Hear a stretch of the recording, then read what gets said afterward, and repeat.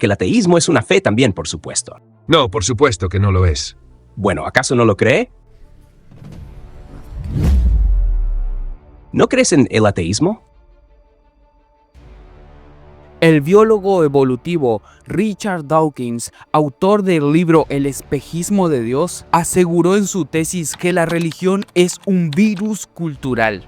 Pero el cristiano y matemático de la prestigiosa Universidad de Oxford, John Lennox, respondió que la fe en Dios es la base y el fundamento de toda razón. Dos mentes brillantes, dos posturas contrarias y una pregunta que divide a la humanidad. ¿Es Dios una simple ilusión o es el fundamento del universo? Bienvenidos, esto es John Lennox versus Richard Dawkins.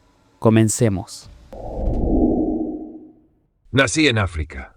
Soy un hijo de lo que en aquellos días era el Imperio Británico, descendiente de una larga línea de oficiales coloniales que vestían pantalones cortos, color caqui, con las rodillas peludas y marrones por el sol.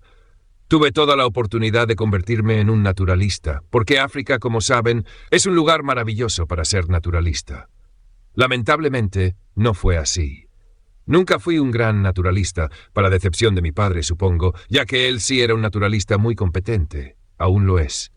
Supongo que eso es una forma de introducir que mi interés en la biología, la ciencia en la que me especializo, surgió más bien de una inquietud por las grandes preguntas fundamentales que de un amor por observar aves, insectos o recolectar flores. Quería saber por qué estamos aquí, cuál es el sentido de la vida, por qué existe el universo, por qué existe la vida. Eso fue lo que me atrajo a la ciencia. Mis padres dejaron África cuando yo tenía alrededor de 8 años y me llevaron con ellos. Me enviaron a un internado en Inglaterra. Supongo que parte del propósito de esta nota autobiográfica es brindar un tipo de trasfondo religioso, ya que esta noche hablamos de religión. Tuve una crianza anglicana inofensiva. Nunca podría afirmar que se me impuso la religión de forma forzada, como podría haber sido el caso si me hubieran criado en una fe más militante. El anglicanismo, como saben, es una versión muy civilizada del cristianismo, sin campanas ni incienso y sin disparates creacionistas. Fui confirmado en la Iglesia de Inglaterra y en ese momento lo creía sinceramente. Tuve un breve periodo de duda a la edad de unos 9 años, aproximadamente 3 años antes de mi confirmación. Esa duda fue provocada por el descubrimiento de que existen muchas religiones en el mundo, y comprendí que era un accidente de nacimiento el haber nacido dentro de la fe cristiana. Reconocí de inmediato que, de haber nacido, digamos, en Afganistán o en la India, habría creído cosas muy distintas, y eso, con toda razón, sacudió mi fe en la religión particular en la que me habían criado. Curiosamente, y ahora no entiendo por qué, parece que perdí esas dudas cuando tenía alrededor de 13 años y fui confirmado en la Iglesia de Inglaterra. Fui a Oxford después de haber perdido la fe de manera definitiva a los 15 o 16 años. Eso ocurrió porque descubrí el darwinismo. Comprendí que no había ninguna buena razón para creer en un creador sobrenatural, y mi último vestigio de fe religiosa desapareció cuando finalmente comprendí la explicación darwiniana de la vida. Fui a Oxford. Obtuve un doctorado allí y eventualmente fui a la Universidad de California en Berkeley como un joven profesor asistente, enseñando por entonces conducta animal. Luego regresé a Oxford después de aproximadamente 2 años en Berkeley y continué mi carrera como estudioso del comportamiento animal. Hacia 1975, tal vez 72, hubo una huelga general en el Reino Unido y no había suministro eléctrico. No podía realizar mi investigación, así que pensé en escribir un libro. Comencé a escribir lo que eventualmente se convirtió en mi primer libro, El gen egoísta. Sin embargo, lamentablemente la electricidad volvió, así que dejé de lado los 2 primeros capítulos que ya había escrito. Los guardé en un cajón y los olvidé hasta unos 3 años después, en 1975, cuando obtuve una licencia sabática y retomé la escritura de El gen egoísta. Desde entonces he escrito alrededor de 8 libros más: El fenotipo extendido, El relojero ciego, Río del Edén, Escalando el monte improbable, Desenredando el arco iris, El capellán del diablo, El cuento del antepasado y más recientemente El delirio de Dios, que es el tema del debate de esta noche. Considero que estar vivo es un privilegio enorme. Y considero que es un privilegio particularmente grande estar vivo al final del siglo XX y comienzos del siglo XXI. Un privilegio ser científico y, por tanto, estar en una posición que permite entender algo del misterio de la existencia, del porqué de nuestra existencia. Creo que las explicaciones religiosas, aunque pudieron haber sido satisfactorias durante muchos siglos, hoy están superadas y obsoletas. Además, pienso que son mezquinas y parroquiales, y que la comprensión que podemos obtener mediante la ciencia de todas esas grandes preguntas que la religión aspiró a explicar en su momento, ahora se responde de una manera mejor, más grandiosa, más hermosa y elegante, gracias a la ciencia. Bueno, damas y caballeros, muchas gracias por invitarme. Estoy encantado de estar aquí. Cada uno de nosotros tiene una biografía y una cosmovisión, un conjunto de respuestas a las grandes preguntas que la vida nos plantea. Así que diré algo sobre mi propia biografía. Estoy casado con Sally. Tenemos 3 hijos y 4 nietos. Actualmente trabajo en la Universidad de Oxford como matemático y filósofo de la ciencia. Nací a mediados del siglo pasado en un país tristemente célebre por su violencia sectaria, Irlanda del Norte. Mis padres eran cristianos, pero no eran sectarios. En el libro El espejismo de Dios, Richard afirmas que la religión enseña que es una virtud estar satisfechos sin comprender. Sea cual fuere la religión a la que eso se aplique, ciertamente no se aplica al cristianismo que mis padres me enseñaron a partir de la Biblia. Ellos me animaron a ser intelectualmente inquisitivo, porque ellos mismos lo eran, no a pesar de su fe cristiana, sino precisamente por ella. Les debo una deuda inmensa por darme la libertad de leer de todo, desde Marx y Russell hasta C.S. Lewis. Y así, en aquellos años, desarrollé un interés por las grandes cuestiones de la vida. Tuve la gran fortuna de poder dejar Irlanda e ir a Cambridge, donde pude entregarme por completo a mi pasión por las matemáticas y por la ciencia en general. Y Cambridge no solo me ofreció la oportunidad de desarrollar esas búsquedas intelectuales, sino también la posibilidad de conocer a muchas personas con otras cosmovisiones que no compartían mi trasfondo ni mis convicciones. Como resultado, desarrollé un considerable interés en el ateísmo, interés que luego me llevó, como becario Alexander von Humboldt, a estudiar en Alemania y luego a viajar con mucha frecuencia a Europa del Este durante el periodo de la Guerra Fría. Después de la caída del comunismo, fui muy a menudo a las academias de ciencia y universidades en Rusia para dialogar y razonar sobre estos temas y para ver de primera mano el efecto de una exposición sistemática a la indoctrinación atea durante los 70 años anteriores. Así que yo también me considero muy privilegiado de vivir en esta época y de participar en el debate público sobre estas cuestiones. Ahora bien, al leer el libro de Richard, me pareció absolutamente fascinante, porque se presenta como una cruzada apasionada para advertir a sus semejantes sobre la esclavitud, la opresión y las torturas mentales, y posiblemente físicas, que la religión impone. Y en este punto en particular, siento una gran simpatía hacia ti, porque yo también estoy totalmente en contra de toda religión que busque imponerse por la fuerza o que se aproveche de las personas o las abuse de alguna manera. No se puede imponer la verdad mediante la fuerza, y creo que ambos coincidimos en que la religión debe debatirse de manera racional, como cualquier otro asunto. Comparto su pasión por la verdad. Afortunadamente, ninguno de los dos es un relativista posmoderno. Pero Richard, como ateo apasionado, ha abrazado la idea de que Dios es un espejismo. Para él, la realidad última, hasta donde entiendo, consiste en la impresión, el hombre, la materia y la energía del universo. Yo creo exactamente lo contrario. Dios, lejos de ser un espejismo, es real. La realidad última es un Dios personal, eterno y sobrenatural que se ha revelado en el universo, en su palabra, la Biblia, y de manera suprema en Jesucristo, su Hijo, quien es Señor y Dios encarnado. Soy muy consciente de que esto, según el libro de Richard, me ubica de lleno en la categoría de quienes revolotean entre las palomas de los engañados, chupando mi chupete religioso, como lo llamas en Alabama. Sugieres que la religión construye un cortafuegos en la mente contra la verdad científica. Bueno, eso tal vez sea trágicamente cierto en algunas religiones, pero no lo es en el cristianismo bíblico. De hecho, damas y caballeros, la razón por la cual soy un apasionado de la verdad es porque Dios es el Dios de toda verdad. Una de las declaraciones más famosas que hizo Jesús fue, «Yo soy la verdad».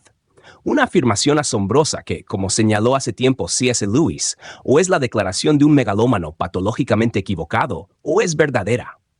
Pues no está simplemente afirmando que dice cosas verdaderas, aunque lo hace, sino que está reclamando ser la verdad última en sí misma, la verdad definitiva detrás de todo, desde la nebulosa de Andrómeda hasta la vida humana, la conciencia y la mente.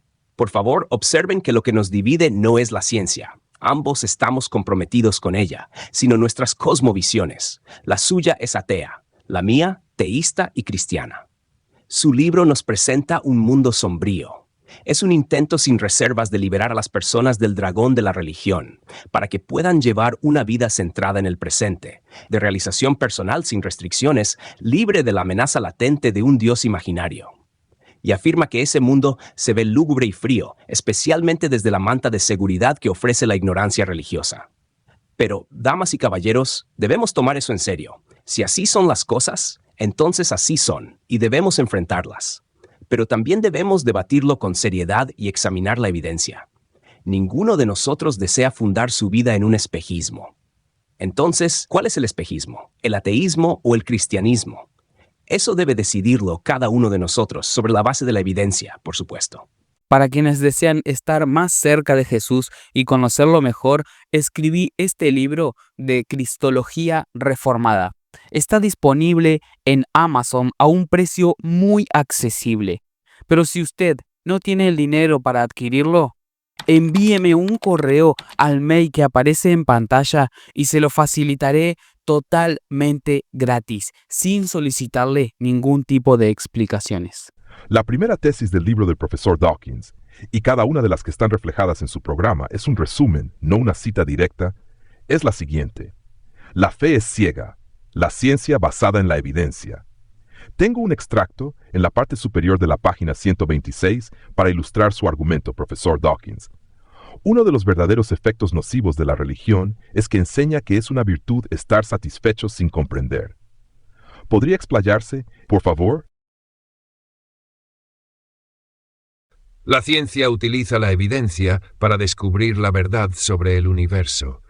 Ha ido mejorando en ello a lo largo de los siglos, a pesar de la oposición de la religión. Aunque hay que admitir, por supuesto, que la ciencia surgió de una tradición religiosa. La religión, como decía la cita que leyó el juez Pryor, nos enseña a estar satisfechos con... ¿Era con la falta de evidencia o con la falta de...? Con no entender. Sí, con no entender.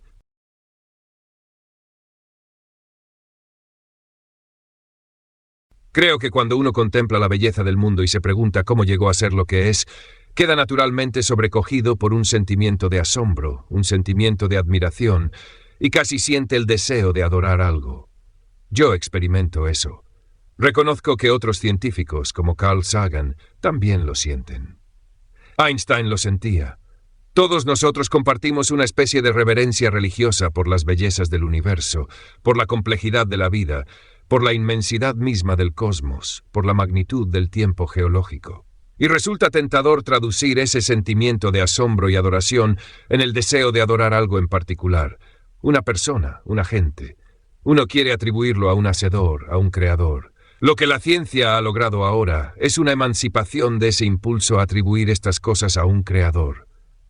Y se trata de una gran emancipación, porque los seres humanos tienen un deseo casi abrumador de pensar que han explicado algo simplemente atribuyéndolo a un hacedor. Estamos tan acostumbrados a explicar cosas en nuestro propio mundo, como estas cámaras de televisión, las luces, todo lo que fabricamos, la ropa que usamos, las sillas en las que nos sentamos. Todo lo que vemos a nuestro alrededor es un objeto manufacturado. Y por eso resulta tan tentador creer que todo ha sido hecho, que los seres vivos o que las estrellas, las montañas o los ríos han sido creados por algo. Fue un logro supremo del intelecto humano el darse cuenta de que existe una explicación mejor para estas cosas, de que pueden surgir por causas puramente naturales. Cuando la ciencia comenzó, ya existía ese objetivo, pero no sabíamos lo suficiente. Hoy en día, hacia el final del siglo XX y el comienzo del siglo XXI, todavía no lo sabemos todo, pero hemos logrado un entendimiento enorme. Ahora comprendemos en esencia cómo surgió la vida. Sabemos que todos somos parientes de todos los animales y plantas. Sabemos que descendemos de un ancestro común que podría haber sido algo parecido a una bacteria. Sabemos el proceso por el cual ocurrió eso. No conocemos los detalles, pero comprendemos en esencia cómo sucedió. Aún hay vacíos en nuestro entendimiento. No comprendemos cómo surgió el cosmos en primer lugar, pero estamos trabajando en ello.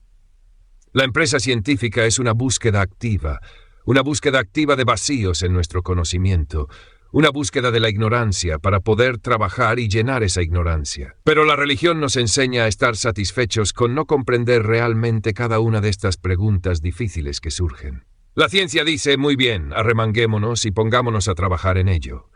La religión dice, Dios lo hizo. No necesitamos trabajar en ello. Dios lo hizo. Es así de simple. No tenemos ninguna fuerza impulsora que nos empuje a intentar comprender. La religión satisface el impulso de entender porque ofrece una explicación fácil, superficial, aparentemente suficiente, aunque, como veremos más adelante esta noche, en realidad no lo es, y además impide que se continúe trabajando en el problema. Aquí hay dos cuestiones. La fe es ciega y la ciencia se basa en evidencia. No estoy de acuerdo con la primera, pero sí estoy muy de acuerdo con la segunda. Algunas formas de fe son ciegas, y la fe ciega puede ser muy peligrosa, especialmente si se combina con una obediencia ciega a una autoridad malvada. Y eso, damas y caballeros, me gustaría enfatizarlo. Es cierto, tanto si la fe ciega es de personas religiosas como si es de personas seculares. Pero no toda fe es fe ciega, porque la fe en sí misma conlleva las ideas de creencia, confianza y compromiso, y por lo tanto, solo es tan sólida como la evidencia que la respalda. La fe en el monstruo volador de espagueti, muy querido por Richard Dawkins, una idea encantadora, es ciega, porque no hay evidencia para el monstruo volador de espagueti. Pero la fe en la teoría de la relatividad no es ciega, porque hay evidencia que la respalda. No puedo hablar con autoridad sobre otras religiones, pero la fe en el sentido cristiano no es ciega, y de hecho no conozco a ningún cristiano serio que crea que lo sea. En realidad, según lo entiendo, la fe ciega en ídolos y en productos de la imaginación humana, es decir, dioses ilusorios, es condenada rotundamente en la Biblia. Mi fe en Dios y en Cristo como el Hijo de Dios no es una ilusión. Es racional y está basada en evidencias. Parte de esa evidencia es objetiva. Alguna proviene de la ciencia, otra de la historia, y otra es subjetiva, procedente de la experiencia. Ahora bien, por supuesto, no hablamos de pruebas en sentido estricto. Uno solo obtiene pruebas en el sentido estricto en mi propio campo, las matemáticas. Pero en todos los demás campos, incluida la ciencia, no podemos hablar de prueba, sino de evidencia, de indicios, de estar convencidos más allá de toda duda razonable. Creo que es importante en este contexto enfatizar que la ciencia es limitada, porque me parece que hay un peligro creciente de equiparar ciencia con racionalidad. Pero lo que está más allá de la ciencia no es necesariamente irracional. La ciencia no puede decirnos, por ejemplo, si un poema, una obra de literatura, una obra de arte o una pieza musical es buena o bella. La ciencia puede decirnos que si le pones estricnina al té de tu abuela, la matará, pero no puede decirte si es moralmente correcto hacerlo. Y el ganador del premio Nobel, Sir Peter Medawar, quien creo es un héroe para ambos, señaló que uno puede ver fácilmente los límites de la ciencia, ya que no puede responder las preguntas elementales de un niño. ¿Quién soy? ¿Cuál es el propósito de mi existencia? ¿A dónde voy? Richard acaba de contrastar ciencia y religión, afirmando que la religión se conforma con no entender, mientras que la ciencia desentraña la comprensión del universo. Y comprendo y siento la fuerza de esa objeción con mucha intensidad, porque a veces los cristianos, lo admito, han sido culpables de una solución perezosa del Dios de los vacíos. No puedo entenderlo, por lo tanto, Dios lo hizo. Y, por supuesto, Dios desaparece a medida que los vacíos se cierran. Pero me gustaría señalar que hay dos tipos de vacíos, damas y caballeros. Hay vacíos que la ciencia cierra, y yo los llamo los malos vacíos. Pero también hay vacíos que la ciencia abre, y puede que hablemos de algunos de ellos más adelante. En cuanto a la idea en sí, Richard se refirió a un hecho muy importante, que la ciencia, la ciencia moderna tal como la conocemos, explotó en los siglos XVI y XVII y surgió de un trasfondo teísta. Y muchos filósofos de la ciencia han estudiado esto y han llegado a una conclusión que ahora se llama la tesis de Whitehead, que los seres humanos se volvieron científicos porque esperaban encontrar leyes en la naturaleza, y esperaban encontrar leyes en la naturaleza porque creían en un legislador. Creo que eso es profundamente importante, porque significa que, lejos de haber obstaculizado la ciencia, la religión fue la fuerza impulsora detrás del surgimiento de la ciencia en primer lugar. Y cuando Isaac Newton, por ejemplo, descubrió su ley de la gravedad y escribió las ecuaciones del movimiento, no dijo, maravilloso, ahora lo entiendo, tengo un mecanismo, por lo tanto no necesito a Dios. En realidad, fue exactamente lo contrario. Fue porque entendió la complejidad y la sofisticación de la descripción matemática del universo que su alabanza a Dios aumentó. Y me gustaría sugerir, Richard, que en algún punto de todo esto estás cometiendo un error de categoría, porque estás confundiendo mecanismo con agencia. Tenemos un mecanismo, hace X, Y y Z, por lo tanto no necesitamos un agente. Yo sugeriría que la sofisticación del mecanismo, y la ciencia se regocija al encontrar tales mecanismos, es evidencia del asombroso genio creativo de Dios.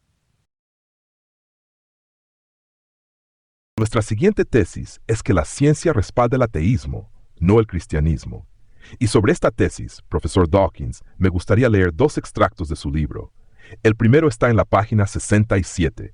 Usted cita con aprobación a su colega, el genetista de Chicago Jerry Coyne, quien escribe: para científicos como Dawkins y E.O. Wilson, el célebre biólogo de Harvard, la verdadera guerra es entre el racionalismo y la superstición. La ciencia no es más que una forma de racionalismo, mientras que la religión es la forma más común de superstición. Varias páginas antes, en la página 59, usted escribe: Noma, que es la idea de que la religión y la ciencia no se superponen, magisterios que no se solapan, es popular únicamente porque no hay evidencia que favorezca la hipótesis de Dios. ¿Quisiera usted explayarse? Sí, primero me gustaría responder un poco a lo que John dijo en la ocasión anterior. Me sentiría más cómodo si pudiéramos tener un poco más de diálogo, en lugar de esto. Cuando dices que la fe es racional y basada en evidencias, quiero decir, si eso fuera cierto, no sería necesario llamarla fe, ¿verdad? Quiero decir, si hubiera evidencia para ello, ¿por qué necesitarías llamarlo fe? Simplemente lo llamarías evidencia. Y cuando dijiste que la fe en la relatividad, en la teoría de la relatividad de Einstein, está basada en evidencia, por supuesto que lo está, pero la evidencia es lo que realmente importa. Quiero decir, las predicciones de Einstein concuerdan con los hechos observados y con todo el cuerpo teórico. Mientras que solo necesitamos usar la palabra fe cuando no hay ninguna evidencia. ¿Tienes fe en tu esposa? ¿Hay alguna evidencia de eso o simplemente lo aceptarías por fe? Sí, mucha evidencia.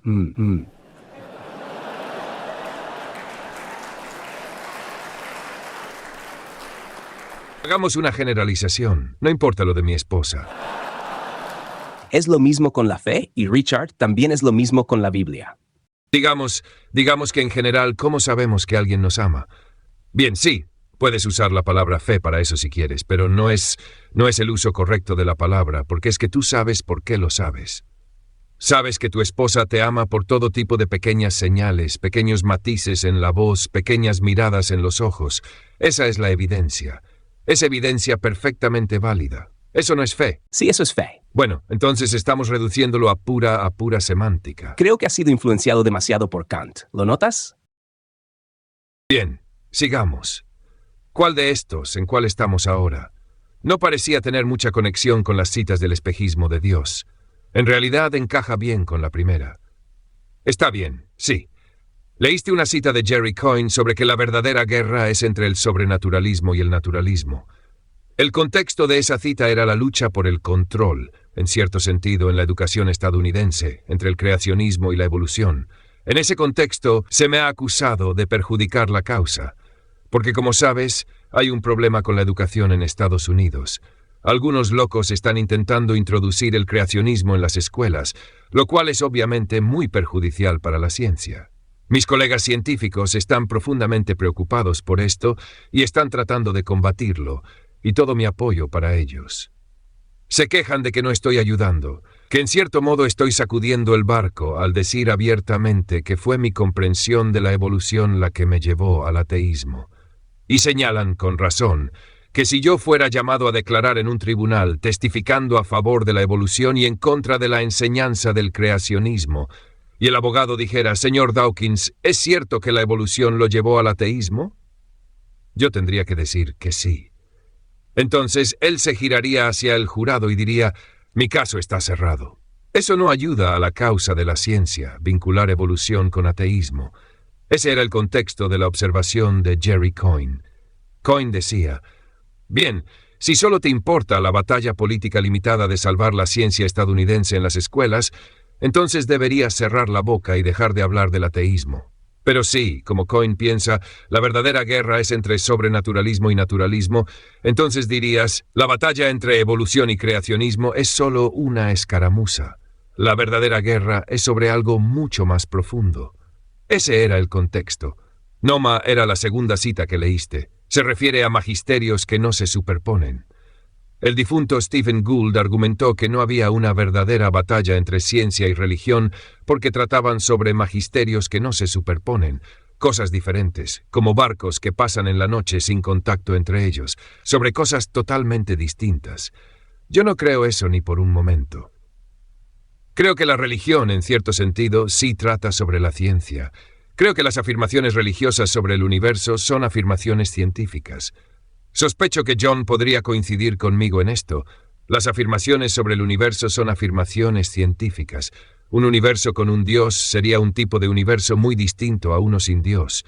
Los métodos científicos son los apropiados, o al menos la forma de pensar científica es una forma apropiada de pensar, para decidir si vivimos en ese tipo de universo con un Dios o en ese tipo de universo sin un Dios. Se vuelve aún más evidente cuando se habla de milagros. Por muy sofisticados que sean los teólogos al profesar su incredulidad en los milagros, el hecho simple es que la persona común en el banco de la iglesia, el creyente no sofisticado, cree profundamente en los milagros. Y son en gran parte los milagros los que persuaden a esa persona a entrar a la iglesia en primer lugar. Si hay milagros, deben juzgarse por medios científicos. Si hubo un nacimiento virginal, si alguien resucitó de entre los muertos, esas son afirmaciones estrictamente científicas. Puede que sean difíciles de verificar, pero, como dije en el espejismo de Dios, si uno pudiera imaginar hipotéticamente que se descubriera evidencia de ADN que mostrara que Jesús no tuvo padre, que nació de una virgen, ¿pueden imaginarse a algún teólogo diciendo, «Oh, no es relevante, magisterios separados, la ciencia no tiene nada que ver con este caso»? Por supuesto que no. La ciencia tiene todo que ver con este caso. Eso es lo que tengo que decir sobre Noma, y creo que ya se me acabaron los 5 minutos. Bueno, coincido bastante contigo en lo que respecta al tema de Noma, Richard. Esto de mantener separados a la ciencia y la religión. Sin embargo, si uno lee la letra pequeña de Noma, queda algo inquieto, porque afirma que la ciencia trata con la realidad y la religión con todo lo demás. Y por supuesto, eso no me deja nada conforme. Ciertamente estoy de acuerdo en que los modos de análisis lógico introducidos por la ciencia son los adecuados para abordar muchas de las afirmaciones centrales del cristianismo. Yo lo ampliaría un poco más. Hablamos aquí de ciencia histórica, porque estamos tratando con eventos pasados. Pero el cristianismo es falsable en ese sentido técnico, y yo lo apoyo plenamente. Ahora bien, la tesis que nos convoca esta noche es que la ciencia respalda al ateísmo y no al cristianismo. Yo pienso, en cambio, que el ateísmo socava gravemente la ciencia. Porque si consideramos el supuesto básico que todos los científicos compartimos, a saber, que creemos en la inteligibilidad racional del universo, es interesante que científicos tan eminentes como Eugen Wigner y Albert Einstein usaran la palabra fe. No pueden imaginar a un científico sin esta fe, porque, como señalan, hay que creer en la racionalidad del universo incluso antes de poder hacer ciencia. La ciencia no te otorga eso. Y aquí viene lo interesante. Supongamos que analizamos este asunto dentro del marco de los dos sistemas de creencias que estamos comparando hoy, el ateísmo y el teísmo. El ateísmo, según Richard afirma en su libro, nos dice que, dado que la vida humana ha sido ensamblada por medio de un proceso evolutivo no guiado, es poco probable que nuestra visión del mundo sea precisa. Exactamente. Y si uno es reduccionista, como debe ser si es materialista, reduciendo las creencias a la física y la química de las estructuras neurológicas, entonces se plantea una pregunta enorme. Si al final mis creencias y teorías científicas son simplemente el resultado de movimientos atómicos en mi cerebro, producidos por un proceso aleatorio, ciego y sin propósito, ¿por qué debería creer en ellas? Es como alguien que se sienta sobre una rama y la corta desde la base. Me parece, por tanto, que el ateísmo mina muy seriamente el proyecto científico. Para mí, eso constituye una falla fatal. Un argumento que pretende derivar la racionalidad desde la irracionalidad ni siquiera alcanza la dignidad de ser una ilusión inteligible. Es lógicamente incoherente. El teísmo, en cambio, nos dice que la razón por la cual la ciencia es posible, la razón por la cual puedo acceder al universo, al menos en parte, mediante mi mente humana, es porque el mismo Dios que creó el universo es, en última instancia, responsable de la mente humana. Esa es la base fundamental. Ahora, si subimos un nivel y analizamos la ciencia misma, tenemos el ajuste fino del universo. El hecho de que las constantes básicas de la naturaleza deben ser extremadamente precisas para que exista un universo como este.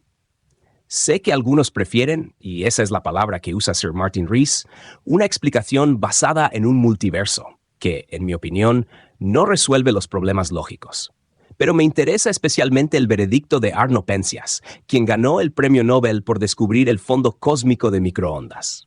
Él dice, la astronomía nos lleva a un evento único, un universo creado de la nada, con un equilibrio muy delicado necesario para proveer exactamente las condiciones requeridas para permitir la vida, y uno que posee un diseño subyacente que podríamos calificar de sobrenatural. Entonces, incluso la física, al observar las constantes y los números tan específicamente ajustados que debía tener, llega a esa clase de conclusión. Y por cierto, la Biblia suele ser descartada con demasiada ligereza. También en The God Delusion, me temo. Pero Penzias añadió, los mejores datos que tenemos acerca del Big Bang son exactamente lo que yo habría predicho si no tuviera nada más que los 5 libros de Moisés, los Salmos y toda la Biblia. Es interesante, ¿verdad? Porque recién en la década de 1960 obtuvimos evidencia de que el universo tuvo un comienzo.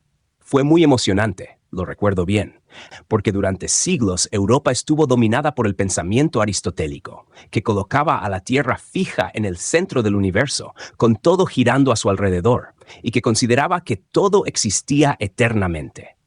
Lo fascinante es esto. Cuando comenzó a llegar evidencia de que el espacio-tiempo tuvo un comienzo finito, algunas figuras prominentes, como el editor Maddox de la revista Nature, dijeron, esto es peligroso. No nos gusta esto porque dará demasiado margen a los que creen en un creador. Y lo que me resulta muy interesante es lo siguiente. Se suele descartar la Biblia como anticientífica porque se dice no hace predicciones. Pero eso no es correcto. Hace una predicción brillante. Durante siglos ha dicho que hubo un comienzo. Y si los científicos la hubiesen tomado un poco más en serio, tal vez habrían descubierto evidencia de ese comienzo mucho antes de lo que lo hicieron. Profesor Dawkins, entiendo su deseo, en cierto modo, de responder al Dr. Lennox, pero creo que el próximo tema y el extracto que voy a leer le permitirán tanto avanzar en la discusión como desarrollar la siguiente tesis, que es la siguiente. El diseño está muerto. De lo contrario, uno tendría que explicar quién diseñó al diseñador. Creo que esto le dará la oportunidad de ampliar su argumento. Bien, la cita que voy a leer, el extracto, se encuentra en la página 109. Y usted escribió lo siguiente. Todo el argumento gira en torno a la conocida pregunta, ¿quién hizo a Dios? Una pregunta que la mayoría de las personas reflexivas descubren por sí mismas. Un Dios diseñador no puede usarse para explicar la complejidad organizada, porque cualquier Dios capaz de diseñar algo tendría que ser lo suficientemente complejo como para requerir a su vez el mismo tipo de explicación. Dios presenta una regresión infinita de la que no puede ayudarnos a escapar. Este argumento, como mostraré en el próximo capítulo, demuestra que, aunque Dios no sea técnicamente refutable, es muy, muy improbable. Primero, me parece profundamente poco impresionante que se diga que la Biblia predice el Big Bang. Solo hay 2 posibilidades. o el universo tuvo un comienzo o ha existido desde siempre. Acertar una de ellas realmente no es tan impresionante. Al menos en eso acertó. Lanza una moneda y tendrás una posibilidad de acertar del 50%. Bien, el diseño está muerto. De lo contrario, uno tendría que explicar quién diseñó al diseñador. Bueno, pasamos por alto muchas cosas cuando decimos que el diseño está muerto. Creo que probablemente John y yo estaríamos de acuerdo en que la vida está explicada. Darwin explica la vida, y ningún científico serio lo duda. Así que retrocedemos un paso a una etapa más difícil en la comprensión de nuestro origen, el origen mismo del universo. Y eso sí que es realmente difícil. No lo sabemos. Entendemos esencialmente la biología, no entendemos la cosmología. En cierto sentido, podríamos decir que la cosmología está esperando a su Darwin. John mencionó en respuesta a la pregunta anterior la idea de que las constantes físicas están finamente ajustadas, y es bastante cierto que muchos científicos, muchos físicos, sostienen que las constantes físicas, la docena o más de números que los físicos simplemente tienen que asumir para derivar el resto de su comprensión, tienen que ser asumidas. No se puede ofrecer una justificación de por qué esos números están ahí. Y los físicos han calculado que si cualquiera de esos números fuera un poco diferente, el universo como lo conocemos no existiría. Nosotros no estaríamos aquí. El universo quizás se habría desvanecido en el primer octosegundo y no estaríamos aquí. O habrían ocurrido otras cosas que habrían salido mal. Es tentador, una vez más, importar la idea fácil y superficial de un diseñador y decir que el diseñador ajustó las perillas del universo en el Big Bang y las calibró exactamente bien. Ajustó la constante gravitacional correctamente, la fuerza fuerte correctamente, la fuerza débil correctamente, y así sucesivamente. Pero me parece manifiestamente obvio que esa es una explicación inútil, porque, como dice la cita, ¿quién diseñó al diseñador? No has explicado absolutamente nada. Porque en lugar de decir simplemente, bueno, las perillas estaban ya calibradas con los valores correctos, dices, hubo un Dios que sabía cómo calibrar las perillas con los valores correctos. Y si vas a postular eso, entonces en cierto sentido te estás rindiendo. Algunos físicos resuelven ese problema sin invocar a Dios, por supuesto, sino invocando el principio antrópico, diciendo, bueno, aquí estamos, existimos, y tenemos que estar en un tipo de universo que sea capaz de dar lugar a nosotros. Eso en sí mismo creo que es insatisfactorio. Y como John Lennox correctamente señala, algunos físicos resuelven eso con la idea del multiverso, la idea de que nuestro universo es solo uno entre muchos universos. Hay una especie de espuma que burbujea, una espuma burbujeante de universos, y el burbuja en la que estamos es solo una entre miles de millones. Y cada uno de esos universos tiene constantes fundamentales distintas. La mayoría tiene constantes fundamentales que no son aptas para dar lugar al tipo de permanencia, de química, de condiciones que permite que la evolución biológica, la evolución darwiniana, tenga la oportunidad de comenzar. Una pequeña minoría de esos universos tiene lo que se necesita para dar lugar a la evolución darwiniana, en última instancia a la química, y luego a la evolución. Y esa pequeña minoría tiene que incluir al universo en el que estamos, porque aquí estamos. El principio antrópico, el principio de que tenemos que estar en un universo capaz de darnos origen, más el principio del multiverso, proporciona al menos una explicación satisfactoria provisional, de una manera en que un creador no podría serlo jamás, por la razón que ya he dado. Luego, habiéndonos situado en un universo capaz de generar estrellas, capaz de generar química, y en última instancia capaz de generar el origen de la vida, entonces la evolución biológica toma el control. Y ahora estamos en una carrera despejada. Ahora entendemos lo que pasó. Una vez que la evolución biológica comienza, entonces es fácil entender la mayor parte de lo que era difícil. La mayor parte de la dificultad en comprender el universo está en la vasta complejidad de la vida. Eso es lo que realmente impresiona a las personas. Por eso la mayoría de las personas que creen en Dios, porque miran el mundo viviente y ven cuán impresionante es. Ese nivel de impresión queda completamente destruido por Darwin. Y por supuesto, Darwin no explica el origen del universo. Para eso yo invoco el principio antrópico y el multiverso. Menos satisfactorio, lo admito. Pero la ciencia progresa. Lo único de lo que se puede estar absolutamente seguro es que un diseñador creador no puede ser una explicación satisfactoria. El principio antrópico, tal como lo has expresado, Richard, me parece una completa obviedad. Por supuesto que tenemos que estar en un tipo específico de planeta, del tipo en el que podríamos aparecer. Pero eso no responde a la pregunta de cómo llegamos a existir en él. Y temo decir que tengo que discrepar con tu darwinismo. El darwinismo no explica la vida. Puede explicar ciertas cosas sobre lo que sucede cuando ya existe la vida. Pero la evolución, al asumir la existencia de un replicador que muta, no explica cómo llegó a existir ese replicador en primer lugar. Así que ese es un tema de gran relevancia. Quiero abordar la pregunta, ¿quién diseñó al diseñador? Porque es la antigua pregunta escolar, ¿quién creó a Dios? En realidad, me sorprende bastante encontrarla como un argumento central en tu libro, porque presupone que Dios fue creado. Y no me sorprende, por tanto, que hayas titulado tu libro El espejismo de Dios, ya que los dioses creados son, por definición, un espejismo. Ahora bien, debo explicar que a Richard no le agrada cuando alguien le dice que no cree en el Dios en el que él no cree. Pero creo que esto quizá toca un punto sensible, porque te expones abiertamente a esa acusación. Después de todo, tú estás argumentando que Dios es un espejismo. Perdón, digo que tú eres quien está argumentando que Dios es un espejismo.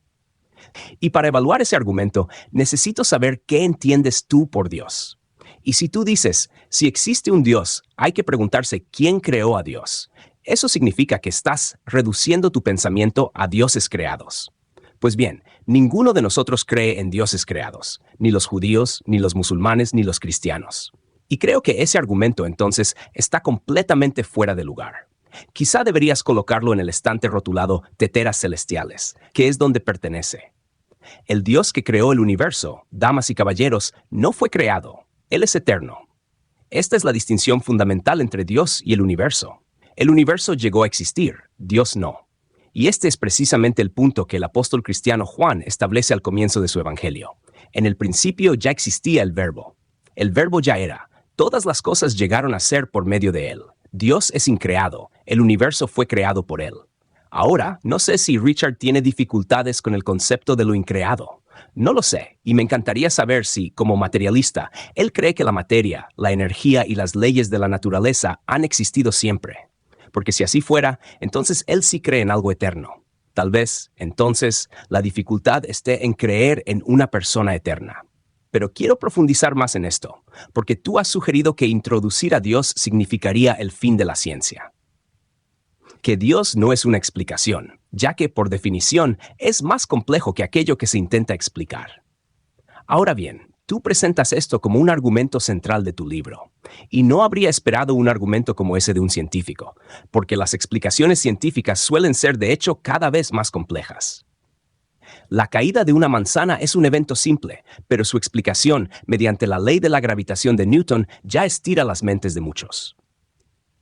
Y su explicación en términos de una curvatura del espacio-tiempo lleva al límite incluso a las mentes más brillantes. La simplicidad no es el único criterio de verdad. Déjame darte un ejemplo. Supón que tú eres arqueólogo y yo estoy explorando una cueva contigo, y tú eres un experto en escritura china. En esa cueva ves dos marcas y dices, inteligencia humana. Y yo digo, perdón, solo son dos marcas. Pero tú respondes, esos son los caracteres chinos Ren, que significan ser humano. Pero yo te digo, mira Richard, eso no es ninguna explicación. Estás postulando algo tan complejo como un cerebro humano para explicar dos simples marcas. Eso quiere decir que tu explicación es más compleja que aquello que estás tratando de explicar. Esa no es una explicación válida. Ahora bien, me parece que eso es exactamente lo que tú estás diciendo en tu libro. La razón por la que podemos deducir algo tan sofisticado como la inteligencia humana a partir de dos marcas en la pared de una cueva es porque esas marcas tienen una dimensión semiótica, llevan significado. Y eso me fascina como matemático, porque el reduccionista está comprometido a deducir cosas que llevan significado. Y yo incluiría la molécula de ADN entre ellas. Está comprometido a explicarlas únicamente en términos de materiales básicos. Pero, como señaló hace tiempo un ganador del premio Nobel, Roger Sperry, el significado del mensaje no se encuentra en la física y la química del papel y la tinta. Y también me pareció fascinante ver que tú apruebas en tu libro que los físicos busquen una TOE, una teoría del todo. Pero esa es una teoría donde todo se detiene, donde ahí termina el asunto. Por cierto, no hay esperanza para una TOE, como dijo Stephen Hawking en el año 2004, basándose en las matemáticas de Gödel y su aplicación a la física. Así que me llama la atención que tú estés dispuesto, según entiendo, a aceptar que una TOE es una buena cosa en física. Quizá te agrada la idea de una TOE, siempre y cuando no haya un Dios adjunto a ella. Y para concluir, si se me permite decir esto, tú pareces ser un... Oh, se me acabó el tiempo. De acuerdo, me detengo. Señor Dawkins, el siguiente extracto marcará, en cierto modo, un cambio de rumbo hacia la cuarta tesis, que es la siguiente. El cristianismo es peligroso. Creo que esta cita le agradará. Proviene de la primera página del libro, del prefacio. Usted escribe, y tengo varios extractos para leer. Imagina, con John Lennon, un mundo sin religión. Imagina, sin atacantes suicidas, sin el 11 de septiembre, sin el 7 del 7, sin cruzadas, sin cacerías de brujas, sin la conspiración de la pólvora, sin la partición de la India, sin guerras entre Israel y Palestina, sin masacres entre serbios, croatas y musulmanes, sin persecución a los judíos por ser asesinos de Cristo, sin el conflicto de Irlanda del Norte, sin asesinatos por honor, sin evangelistas de traje brillante y peinado abultado, estafando a personas crédulas con frases como «Dios quiere que des hasta que te duela». Imagina, sin talibanes destruyendo estatuas antiguas, sin decapitaciones públicas por blasfemia, sin azotes en la piel de una mujer por mostrar una pulgada de ella. Luego, en la página 303, usted escribe que incluso la religión moderada y suave ayuda a generar el clima de fe en el que el extremismo florece de forma natural. Y finalmente, en las páginas 307 y 308, escribe usted, de forma más general y aplicándolo tanto al cristianismo como al islam, lo verdaderamente pernicioso es la práctica de enseñar a los niños que la fe en sí misma es una virtud.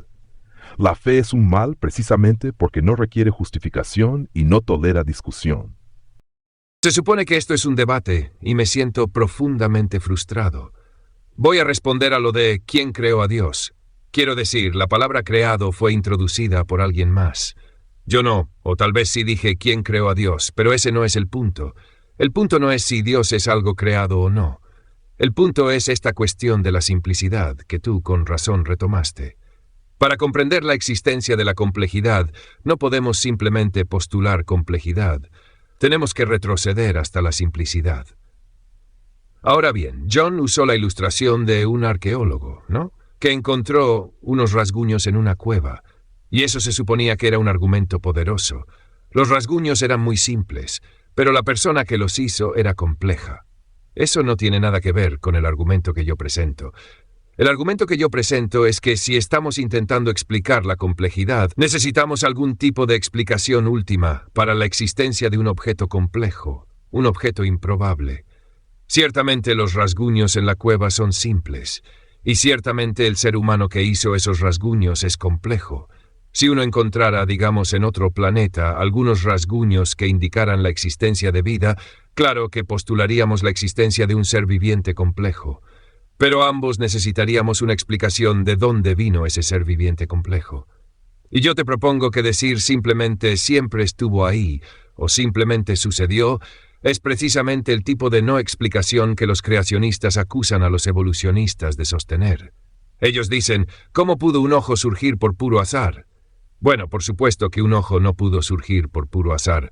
Tiene que haber surgido por un proceso gradual e incremental desde comienzos simples. Exactamente lo mismo es cierto respecto de cualquier cosa compleja. ¿Y un Dios? No se puede simplemente esquivar el asunto diciendo que Dios siempre estuvo allí.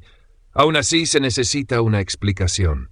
Así que no dice nada decir que los rasguños en la pared son simples. Y, por cierto, la idea de que la física es compleja porque es difícil, eso es una confusión entre dos significados de la palabra simple. Simple como fácil de entender y simple como fundamental. Ciertamente la física moderna no es fácil de entender, pero hay un sentido en el que es simple de una manera en que la biología no lo es. No tengo mucho tiempo para tratar el otro tema. Lo siento, no quería robar tiempo. Quiero decir, Pasemos al asunto de si el cristianismo es peligroso. El fragmento leído del prefacio con la cita de John Lennon, imaginen un mundo sin talibanes y todo eso, creo que se explica por sí solo y no entraré en eso. Creo que me centraré en el punto particular de la tercera cita. Creo que era sobre los niños y los males de enseñar a los niños que ciertas cosas son verdad sin evidencia, enseñarles que la fe es una virtud. No diría ni por un momento que toda religión es mala, que toda religión es peligrosa o que el cristianismo es peligroso. Ciertamente solo una minoría de personas religiosas son malas o hacen cosas malas. El punto sobre enseñar a los niños que la fe es una virtud es que les estás enseñando que no tienen que justificar lo que hacen, que pueden simplemente refugiarse en la frase es mi fe y que no se debe cuestionar. Lo que yo objeciono es esta convención que todos hemos aceptado, seamos religiosos o no, que la fe religiosa es algo que debe respetarse, algo que no debe cuestionarse. Y si alguien dice esa es mi fe, entonces simplemente debes respetarla, retirarte con cuidado y no decir nada más. En la mayoría de los casos, eso es bastante inofensivo.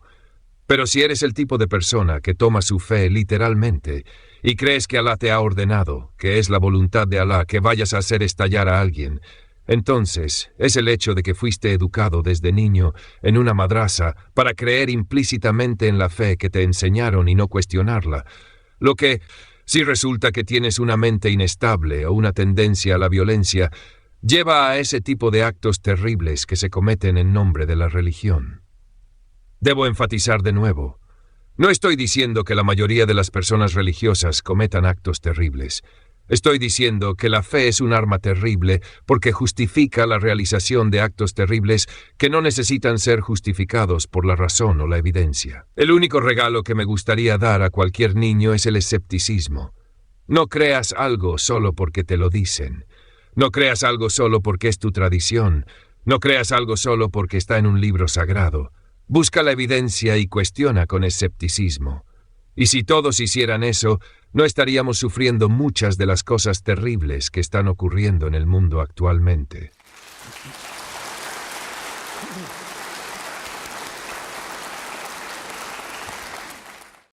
Me encantaría volver al primer punto, Richard. Creo que hay una ligera obsesión con lo simple a lo complejo. Si estás construyendo una fábrica, por ejemplo, para fabricar computadoras, primero cavas un hoyo en el suelo. Eso es muy simple. Y se vuelve más complejo a medida que se construye hacia arriba. Pero todo proviene de la mente de los planificadores. Y de lo que estoy hablando es de una inferencia hacia la mejor explicación. Y la inferencia, cuando observamos lo semiótico, por decirlo así, del ADN, y el hecho de que lleva un mensaje biológico, por así decirlo, a un diseñador inteligente, me parece mucho más sensata que la inferencia hacia procesos sin mente, de los cuales no sabemos si pueden hacer algo así. Pero ese es un gran debate, y ambos hemos escrito sobre ello, así que será necesario remitirse a la literatura, porque ahora quiero abordar este tema de que el cristianismo es peligroso. Y quiero coincidir en gran parte con mucho de lo que tú dices, el peligro de una religión fanática que aviva las llamas de la violencia. Y, con toda franqueza, me avergüenza como cristiano la reputación, en particular en la Edad Media, las cruzadas y demás, que se asocian con el cristianismo. Pero me gustaría señalar que los perpetradores de ese tipo de atrocidades no estaban siguiendo a Cristo, sino que en realidad estaban desobedeciendo su mandato explícito. Porque Él les prohibió muy claramente, como bien sabes, a sus seguidores el uso de armas físicas. Mi reino no es de este mundo, le dijo a Pilato. Y me parece muy interesante que Cristo fue juzgado por ser un terrorista fanático. Eso es muy fácil de olvidar. Y fue públicamente exonerado de ese cargo por el procurador romano. La verdad no puede imponerse por la fuerza, en particular la verdad de que Cristo vino al mundo a traer un mensaje del amor y del perdón de Dios. Así que estoy de acuerdo contigo. El peligro de formar fanáticos desde la infancia al no permitirles cuestionar es muy grave. Y me alegra mucho haber tenido padres que me animaron a pensar, y pensar era parte integral de la fe cristiana. Ahora bien, tú nos pides que imaginemos con John Lennon un mundo sin religión.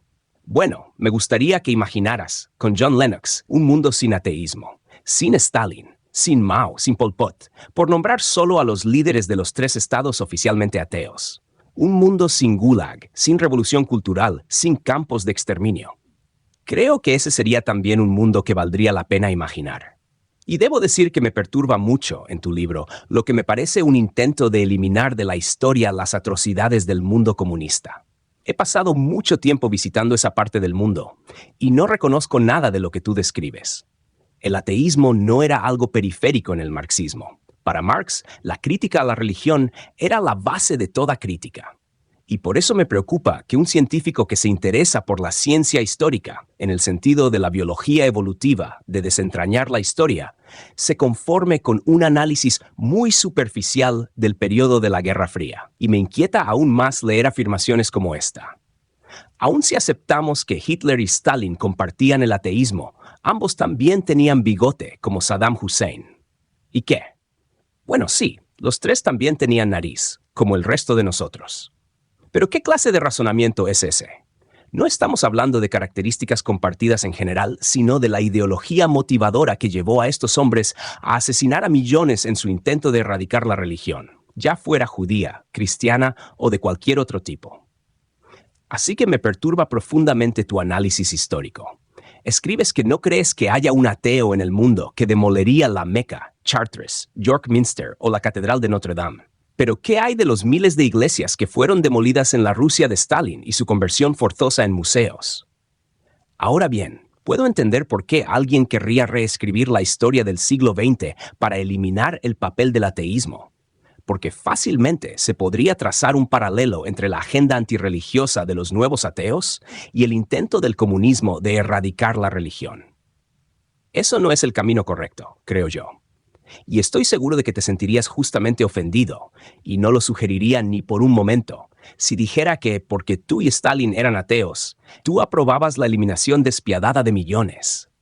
Con razón esperarías que yo diferenciara entre ateos. Pues bien, me gustaría que escribieras otro libro en el que diferenciaras entre religiones, porque no todas son iguales.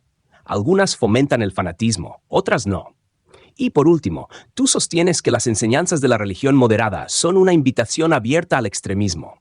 Bueno, eso no es cierto respecto de las enseñanzas de Cristo. No puedo hablar por otras religiones, pero ¿qué hay de las enseñanzas moderadas del ateísmo? Me senté al lado de una joven de 13 años en la República Democrática Alemana, a quien se le acababa de informar, siendo la mejor alumna de su escuela, que no podría continuar sus estudios, ya que no estaba dispuesta a jurar lealtad pública al Estado ateo. Yo llamaría a eso asesinato intelectual, y se cometió muchas veces en nombre del ateísmo. Pero según tú, eso es mucho peor que demoler edificios.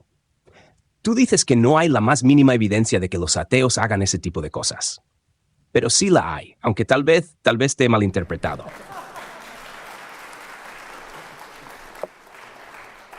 ¿Necesitas un momento para responder? Bueno, no tengo problema en avanzar si es necesario. ¿Pero qué prefieres hacer? Como usted lo desee. Está bien si Richard necesita detenerse para responder, porque acabo de hacer declaraciones contundentes.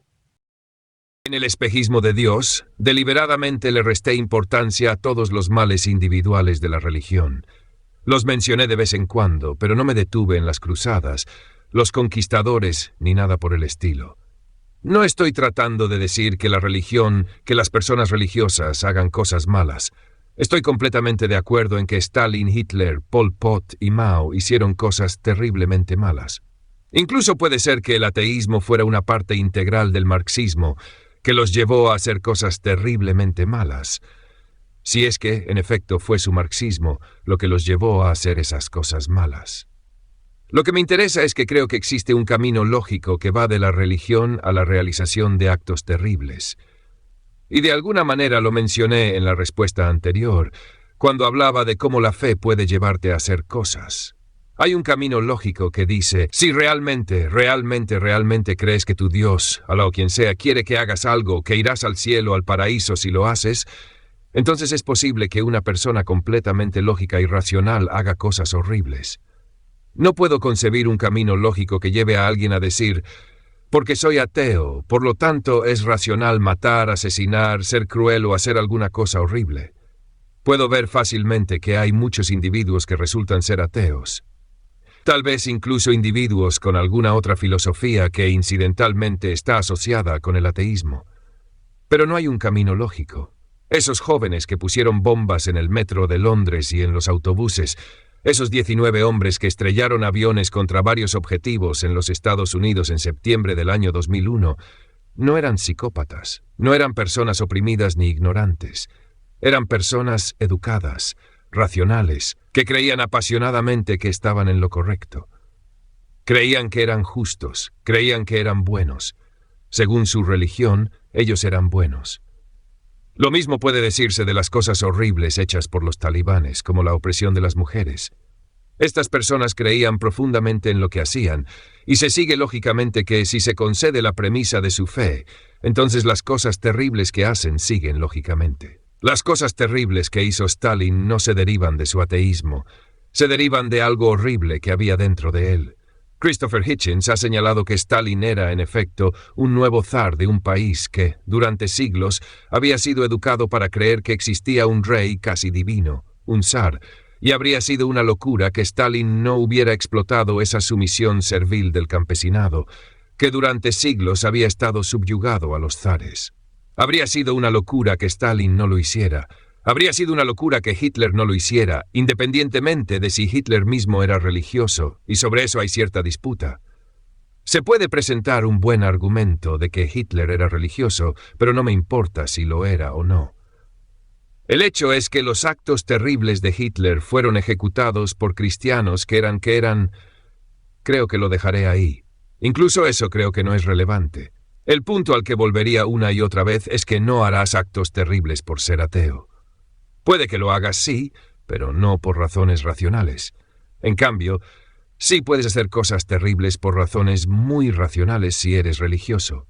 De eso se trata la fe. Eso es lo que significa la fe. Supongo que uno podría decir que también hubo una especie de fe que motivó a los seguidores de Hitler y a los de Stalin, y ese es un tema aparte. Y ese es un punto clave. Pasemos ahora a otra cuestión. Daremos una respuesta breve ya que queremos cubrir todos los temas esta noche. Dr. Lennox. Bueno, yo querría argumentar que hay un camino lógico desde cualquier ideología que sea fanática y opresiva hacia el tipo de comportamiento que usted menciona, ya sea religioso o ateo, porque el ateísmo es una fe también, por supuesto. No, por supuesto que no lo es. Bueno, ¿acaso no lo cree? ¿No crees en el ateísmo?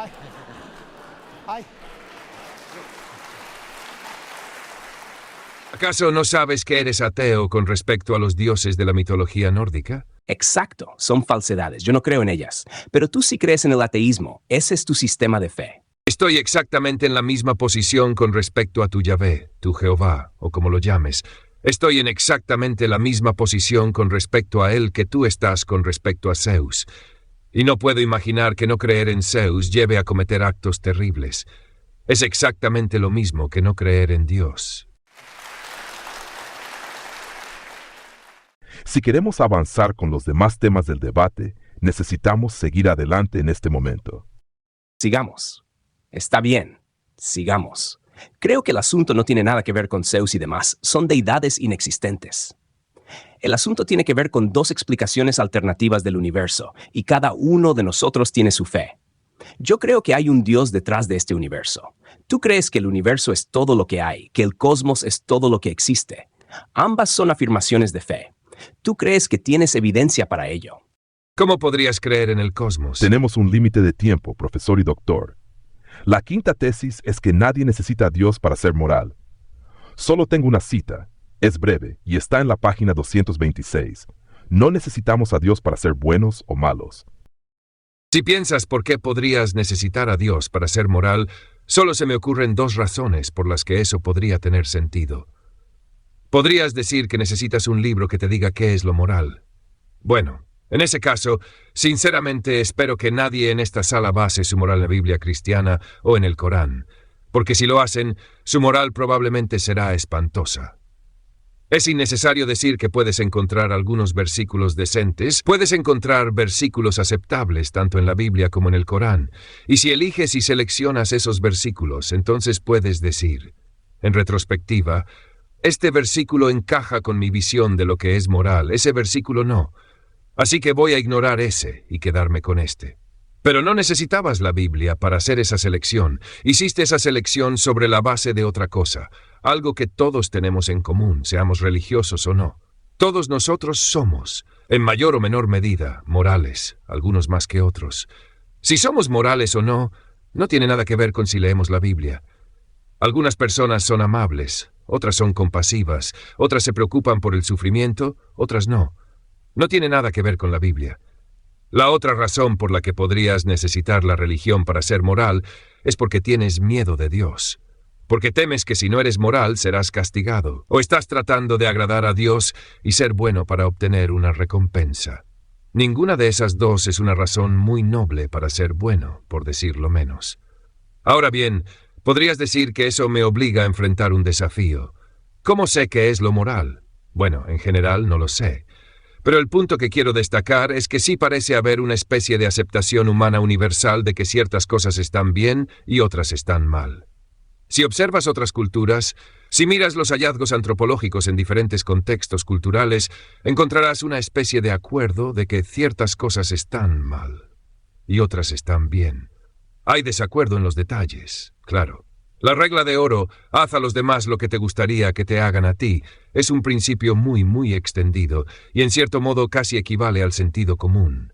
Ciertamente no necesitas un libro sagrado para que te diga eso. Ahora, como evolucionista, creo que esto proviene en parte de nuestro pasado evolutivo. Pienso que hubo un tiempo en nuestra historia en el que vivíamos en pequeños grupos de parentesco, y en esos grupos se podía esperar que las buenas acciones fueran recíprocas. Bajo esas condiciones, desarrollamos una especie de deseo de ser buenos paralelo al deseo sexual, el cual tiene ventajas darwinianas evidentes. Hoy ya no vivimos en pequeñas aldeas o clanes, por lo que la presión darwiniana para ser buenos ya no es tan fuerte, como tampoco lo es la presión darwiniana que sostiene el deseo sexual, porque hoy usamos anticonceptivos, y el comportamiento sexual ya no lleva necesariamente a la reproducción, que es, por supuesto, la razón darwiniana de ese deseo. Pero eso no importa. El punto es que nuestro pasado evolutivo nos dejó un deseo sexual, y de la misma manera nos dejó un deseo de ser buenos, de ser amigables, de cooperar, de ser compasivos ante el sufrimiento. Así que creo que eso es parte de la explicación. Pero también proviene de algo menos fácil de definir, pero creo que claramente está presente, y yo lo llamo el zeitgeist moral cambiante. Es algo que varía de década en década. Viviendo como lo hacemos en el año 2007, hay un consenso general sobre lo que está bien y lo que está mal. El racismo está mal, la discriminación sexual está mal, la crueldad está mal. Ese consenso caracteriza a quienes vivimos a principios del siglo XXI, pero no necesariamente caracterizaba a nuestros antepasados en este mismo lugar hace 200 años. El consenso ha cambiado. Y encuentro esto un hecho fascinante, interesantísimo, que sugiere que realmente hay algo en el aire con respecto a lo que se considera moral. Y eso claramente no tiene nada que ver con la religión, porque no proviene de las escrituras. Las escrituras no cambian con las décadas, como lo hacen nuestras actitudes hacia la esclavitud, hacia las mujeres, etc. Realmente parece haber un poderoso efecto del zeitgeist cambiante, lo cual no te dice nada en sí mismo, pero sí indica que hay algo más en juego, alguna otra fuerza, algo que podríamos entender con suficiente sofisticación sociológica o psicológica. Sea lo que sea, no es religión. La pregunta es, ¿necesitamos a Dios para ser morales? Si la formulamos como, ¿puede un ateo ser bueno? Por supuesto que sí. Porque según lo veo, el simple hecho de que los seres humanos en todo el mundo muestren un núcleo común de moralidad es evidencia a favor de la afirmación bíblica de que somos seres morales hechos a imagen de Dios. Así que, lo que quisiera decir es esto. Por supuesto que podemos ser buenos sin Dios en el sentido de nuestra conducta personal, pero no estoy seguro de que podamos encontrar fundamentos para el concepto de ser buenos sin Dios.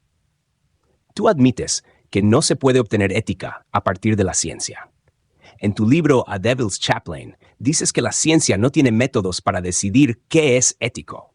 Y encuentro muy interesante leer en otro de tus libros, River Out of Eden, lo que entiendo como tu análisis de cómo es el universo en su esencia. En un universo de fuerzas físicas ciegas y replicación genética, algunas personas van a salir lastimadas, otras van a tener suerte, y no encontrarás en ello ninguna rima ni razón ni justicia alguna. El universo que observamos tiene precisamente las propiedades que deberíamos esperar si, en el fondo, no hay diseño, ni propósito, ni maldad, ni bondad, nada más que una indiferencia ciega y despiadada. El ADN no sabe ni le importa. El ADN simplemente es, y nosotros danzamos a su música. Ahora bien, eso me parece que está diciendo que el bien y el mal no existen. Entonces, ni siquiera sé de dónde sacas los criterios morales para discutir esto. Si una roca cae de una montaña sobre tu cabeza y te mata, no tiene sentido llamar malvada a la roca. Simplemente existe. Si Pol Pot elige eliminar a 1 millón de intelectuales o si los terroristas del 11 de septiembre eligen volar con cientos de personas hacia su muerte contra las Torres Gemelas, ¿cómo puedes llamarlos malvados si simplemente estaban danzando al ritmo de su ADN? Ahora bien, eso me parece un mundo espantoso al que nos estás entregando. Eso no es moralidad en absoluto. Y por lo tanto, llevando esto un poco más allá, si el bien y el mal no existen, si no hay mal ni bien, nada más que una indiferencia ciega y despiadada, ¿cómo puede tener sentido hablar de los males de la religión o de los bienes del ateísmo? Ahora bien, sé que en otro lugar sugieres que tenemos que rebelarnos contra nuestros genes, pero eso crea, en mi opinión, un problema inmenso con lo que dices. Porque si no somos nada más que genes danzando al ritmo de nuestro ADN, ¿qué parte de nosotros puede rebelarse contra ellos? Así que quiero proponer esto. Lejos de que el ateísmo proporcione una explicación adecuada para la moralidad, en realidad la disuelve. Y este es un problema que ha existido por siglos. ¿Cómo puede algo sin mente ni personalidad como el universo imponer un sentido de moralidad sobre nosotros? Y David Hume, un filósofo al que tú citas, lo señaló con claridad. Él dijo que simplemente no se puede obtener un deber a partir de un hecho. No se puede derivar la moralidad y la ética a partir de la materia y la energía. No puedes pasar de los hechos a los valores. Y lo que me preocupa mucho, aunque no lo digas en tu libro, es que este tipo de filosofía, que no tiene una base para la moral en un Dios trascendente, tiene que encontrar la moralidad ya sea en la naturaleza pura o en una combinación de naturaleza y sociedad, y muchas veces lleva a una forma de utilitarismo. Y creo que estamos en una seria confusión ética hoy en día, en el ámbito legal, en el ético, en el médico y en el empresarial, porque los fundamentos se están desmoronando. Y quiero sugerir, sé que es provocador, pero quiero sugerir que Dostoyevsky fue muy perspicaz, y muchos rusos han estado de acuerdo conmigo cuando dijo, si Dios no existe, todo está permitido. No está diciendo que la gente no pueda ser buena, está diciendo que los fundamentos de la moralidad desaparecen. Y Nietzsche predijo exactamente lo mismo. Así que encuentro que intentar obtener moralidad desde otro lado es algo condenado a la destrucción. Me encantaría pasar tiempo discutiendo la Biblia. Creo que tu visión de la Biblia es algo unilateral. Sí, hay cosas que se podrían discutir en otro momento. De acuerdo. La última tesis es que las afirmaciones cristianas sobre la persona de Jesús no son verdaderas. Sus supuestos milagros violan las leyes de la naturaleza. Voy a leer 2 extractos, profesor Dawkins. El primero está en la página 92 de su libro. La evidencia histórica de que Jesús reclamara algún tipo de estatus divino es mínima. El siguiente está en la página 257. Jesús era devoto de la misma moral de grupo interno, combinada con hostilidad hacia el grupo externo, que se daba por sentada en el Antiguo Testamento. Jesús era un judío leal. Fue Pablo quien inventó la idea de llevar al Dios judío a los gentiles. Hartung lo expresa con más crudeza de lo que yo me atrevería. Jesús se habría revolcado en su tumba si hubiese sabido que Pablo llevaría su plan a los cerdos. Una vez más, no puedo dejar pasar esa retórica mía sobre fuerzas físicas ciegas e indiferentes y la naturaleza que no se preocupa ni sabe, el ADN que ni se preocupa ni sabe. Tal vez tengas razón al decir que eso describe un mundo espantoso. Bueno, quizá el mundo sea un mundo espantoso, pero eso no lo hace menos verdadero. Ese es el punto fundamental que me gustaría dejarles. Puedes hablar hasta quedarte sin aliento sobre lo bonito que sería que tal o cual cosa fuera cierta, que sería lindo si el mundo fuera amigable con nosotros, que sería agradable si el mundo no fuera tan horrible. Pero para mí, en primer lugar, eso no dice nada sobre si es verdadero o no. Tenemos que determinar si es verdadero o no por separado. Si resulta que es un mundo espantoso, entonces eso nos da algo que superar, y claramente lo superamos. Mencionaste la pregunta de cómo nos rebelamos, y pareces pensar que ahí hay algún tipo de contradicción. No hay contradicción alguna al elevarnos por encima de los dictados darwinianos.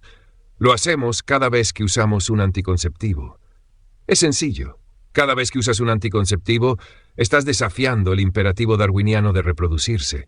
Estás disfrutando del sexo, aprovechando el placer que el darwinismo incrustó en nuestros cerebros, porque normalmente el sexo conduce a la reproducción, pero cortas ese vínculo y usas el sexo solo para el disfrute, sin reproducción. Eso es desafiar, es rebelarse contra los genes egoístas. Y podemos hacer un magnífico trabajo al rebelarnos contra las espantosas fuerzas físicas ciegas que nos pusieron aquí. Entendemos qué fue lo que nos trajo aquí. Sabemos que estamos aquí como resultado de un proceso verdaderamente espantoso, sin importar lo que eso signifique para la humanidad. La selección natural, el proceso que guía la evolución, el proceso mediante el cual... Voy a tener que interrumpirte. De acuerdo, la selección natural es un proceso horrible que tiene consecuencias hermosas. Nosotros, los seres humanos, podemos elevarnos por encima de él. Solo fueron 2 minutos y medio, entonces está bien. Bien, hemos usado gran parte de nuestro tiempo en el libre intercambio. Si desea tomar 30 segundos para concluir, ¿Qué hay del cierre final que vamos a hacer? lo haremos y esa será nuestra mejor oportunidad. ¿A qué pregunta quieres que me refiera? Bueno, supongo que es su decisión. Creo que me gustaría hacer un comentario sobre lo que Richard acaba de decir, porque creo que están hablando de 2 cosas diferentes. Mi punto era este. Si tú crees que, en el fondo, el universo no contiene bien ni mal, entonces te estás despojando a ti mismo de las categorías que estás usando para discutir la moralidad. Ese es mi punto. Estás asumiendo que eso es verdad. Yo estoy argumentando sobre la base de esa verdad, que al hacerlo estás eliminando esas categorías, y por lo tanto te quedas sin poder para comentar. Has hecho un buen punto al decir que he eliminado cualquier estándar absoluto de moralidad. Sin embargo, el hecho empírico es que todos compartimos en gran medida lo que consideramos como moralidad, y eso es muy interesante. Mucho más allá que eso. Si eso es lo que querías decir, entonces deberías haber escrito, bueno, no hay ni bien ni mal, lo cual me parece una afirmación absoluta muy fuerte. ¿Qué le parece si... A lo que quiero referirme es a esto. ¿Qué le parece si retomamos el tema? Permítanme decir algo sobre esta tesis respecto a la persona de Jesús y demás. Una vez más, tengo preocupaciones con The God Delusion en cuanto a su tratamiento de la autoridad y fiabilidad de las Escrituras, porque quienes las han estudiado en detalle, y noto que en su libro se hace referencia a muy pocos eruditos, han llegado a la conclusión, por ejemplo, de que el historiador Lucas es uno de los historiadores más autorizados de toda la historia antigua. Sherwin White, de Oxford, un historiador romano, dice que sería absurdo sugerir que la historicidad básica de Lucas fuera falsa, incluso en cuestiones de detalle. También me preocupa no solo su actitud hacia la historia, Richard, sino su descripción de Jesús como alguien que practicaba una moral de grupo interno y hostilidad hacia el grupo externo, así como su interpretación del mandato de amar al prójimo, que, observo, no proviene de un teólogo, sino de un anestesista. Y creo que quizás lo haya adormecido un poco mientras lo leía. Porque en Levítico, que cita, amarás a tu prójimo como a ti mismo, un poco más adelante dice, cuando un extranjero habite con ustedes en su tierra, no lo oprimirán, como a un nacido entre ustedes lo tratarán, y lo amarás como a ti mismo, porque extranjeros fueron ustedes en Egipto. Por tanto, en cuanto a la historicidad, está usted completamente equivocado sobre la actitud de Jesús. De hecho, pensaría que estaría muy familiarizado con la parábola del buen samaritano. En esa parábola fue un samaritano, uno de los extranjeros, quien mostró misericordia. Y esa fue precisamente la parábola que Jesús usó para ilustrar el mandamiento de Levítico. Amarás a tu prójimo como a ti mismo. Ahora bien, un error como ese me parece realmente serio. Quiero decir, reacciono ante él de esta manera. ¿Qué pensaría usted si yo formara todas mis opiniones sobre Darwin basándome en un ingeniero y nunca me molestara en leer El origen de las especies? Creo que eso le molestaría. Pero finalmente, una palabra sobre los milagros. Este es un tema inmenso. Usted afirma, junto con David Hume, que los milagros violan las leyes de la naturaleza. Bueno, David Hume es una persona muy curiosa para citar sobre este tema, porque Hume realmente no creía en las leyes de causa y efecto, sobre las cuales se fundamentan las leyes de la naturaleza. No creía en la causalidad y no parecía creer en el principio de inducción. Así que no es una muy buena autoridad que citar. En segundo lugar, no creo que los milagros sean violaciones de las leyes de la naturaleza, porque las leyes de la naturaleza describen lo que normalmente sucede. Dios, quien es el Dios de este universo y lo creó con sus regularidades, está perfectamente en libertad de introducir un nuevo evento en el universo. Así como lo plantea C.S. Lewis, si pongo $2 más $2 en mi escritorio esta noche, para un total de $4, y en la mañana encuentro que hay un solo dólar, no digo que se hayan roto las leyes de la aritmética, sino que se han violado las leyes del estado de Alabama, y llamo a un juez federal. Bien, el juez federal va a pedirle que continúe con sus comentarios, entendiendo que realmente necesita concluirlos en los próximos minutos para darle la última palabra al profesor Dawkins. Hay una audiencia televisiva, y esa es parte de la razón de nuestros límites de tiempo. ¿Se suponía que esas eran mis palabras finales? Le estoy dando un minuto extra, más o menos, para que haga sus comentarios finales esta noche, antes de cederle la última palabra al profesor Dawkins. Bueno, damas y caballeros, ha sido una discusión interesante. Tendré que hacer mis comentarios muy brevemente. No creo que la respuesta sea el ateísmo, aunque estoy de acuerdo con muchas de las críticas que Richard hace a la religión. Creo que el libro El espejismo de Dios deja entrever sus intenciones desde la dedicatoria al inicio del libro, a Douglas Adams, donde dice: ¿no es suficiente ver que un jardín es hermoso sin tener que creer también que hay hadas en el fondo del mismo? Ahora bien, haces un trabajo brillante al deshacerte de las hadas, aunque debe decirse que la mayoría de nosotros nunca creyó en ellas. Pero cuando uno ve la belleza de un jardín, digamos en New College, en Oxford, ¿cree que no hay jardinero ni dueño? ¿Que su belleza sublime ha surgido solo de la naturaleza bruta por puro azar? Por supuesto que no, porque los jardines se distinguen de la naturaleza salvaje por la intervención de una inteligencia. Y lo que estás haciendo en tu libro, creo yo, es presentarnos un conjunto de alternativas claramente falsas. O aceptamos los jardines tal como son, o los jardines más las hadas. Pero los jardines no aparecen por sí solos. Tienen jardineros y dueños. Y así también el universo. Tú dices que no hay evidencia de Dios, y sin embargo, tu propia descripción del universo como un jardín da testimonio de que la evidencia está por todas partes. El ateísmo, damas y caballeros, no solo es falso, sino que no contiene ningún mensaje que aborde el problema central de la rebelión humana contra Dios. La historia está llena de intentos por construir una utopía sin Dios, cada uno de ellos basado, como sugiere el libro de Génesis, en la negación de que Dios haya hablado alguna vez o incluso de que exista. Y quiero recordarles que el mundo al que Richard Dawkins desea llevarnos no es un paraíso, excepto para unos pocos. Ese mundo niega la existencia del bien y del mal, incluso niega la justicia. Pero, damas y caballeros, nuestros corazones claman por justicia.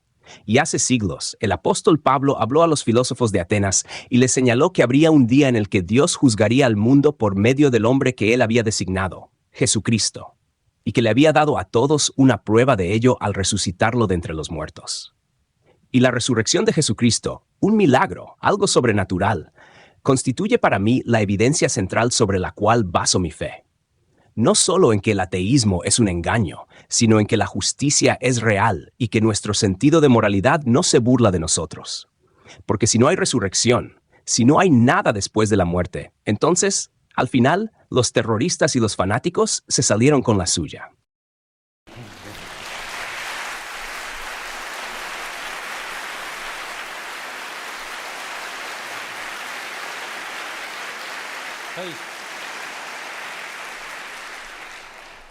Adelante, profesor Dawkins. Sí, bueno, ese cierre más bien deja al descubierto el juego, ¿no es así? Todo ese asunto sobre la ciencia, la física y las complejidades de la física, en realidad todo se reduce a la resurrección de Jesús. Hay una incompatibilidad fundamental entre ese tipo de discurso científico sofisticado que escuchamos de vez en cuando de John Lennox, y es impresionante. Nos interesa la discusión sobre los multiversos y demás. Y luego, tras presentar algún tipo de argumento a favor de un Dios deísta, Tal vez un gran físico que ajustó las leyes y constantes del universo, todo eso muy grandioso y maravilloso. De pronto llegamos a la resurrección de Jesús. Es tan mezquino, tan trivial, tan local, tan terrenal, tan indigno del universo. Cuando vamos a un jardín y vemos qué hermoso es, y vemos las flores de colores, las mariposas y las abejas, por supuesto que es natural pensar que debe haber un jardinero. Cualquier tonto probablemente pensaría que debe haber un jardinero. El gran logro de Darwin fue mostrar que eso no tenía por qué ser cierto. Claro que es difícil, claro que hubo que esperar hasta mediados del siglo XIX para que alguien lo pensara. Parece tan obvio que si hay un jardín, debe haber un jardinero que lo creó, con todo lo que eso implica. Lo que Darwin hizo fue mostrar ese hecho asombrosamente contraintuitivo, que no solo puede explicarse por un proceso no dirigido, y no es por azar, dicho sea de paso. Está totalmente mal decir que es por azar. No es azar. La selección natural es exactamente lo opuesto al azar, y ese es el punto esencial. Eso fue lo que descubrió Darwin. Mostró que no solo un jardín, sino todo el mundo viviente, y en principio no solo en esta Tierra, sino en cualquier otro planeta, donde quiera que veamos una complejidad organizada que llamamos vida, tiene una explicación que puede derivarse de comienzos simples mediante medios comprensibles y racionales. Posiblemente sea ese el mayor logro que haya alcanzado jamás una mente humana. Y no solo mostró que podía hacerse, sino que, creo yo, podemos argumentar que cualquier alternativa es tan poco económica, tan contraria a las leyes del sentido común, que por más que no podamos probar que no existe un Dios, es muy, muy improbable.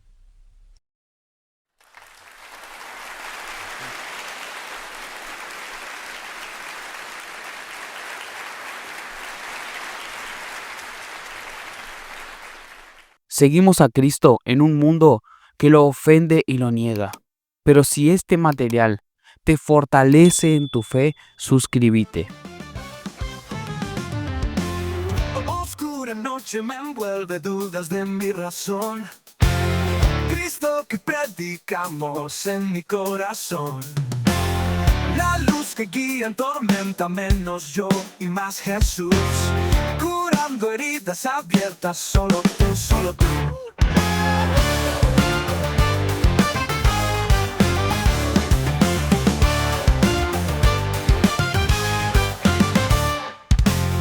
Ecos de viejas promesas en caminos de polvo y sol. Nombre que canto con fuerza y toda mi pasión. El Cristo de mis noches, de mis días sin final. Menos yo y más Jesús en este éxodo vital. Toda la gloria sea al Señor. En cada palabra, en cada canción. Menos yo y más tu Salvador. El Cristo que predicamos, todo amor. En el viento, sueños que se van, perdido en la bruma, buscando en la mar. Menos yo y más Jesús, el que da vida, atrapado en la duda.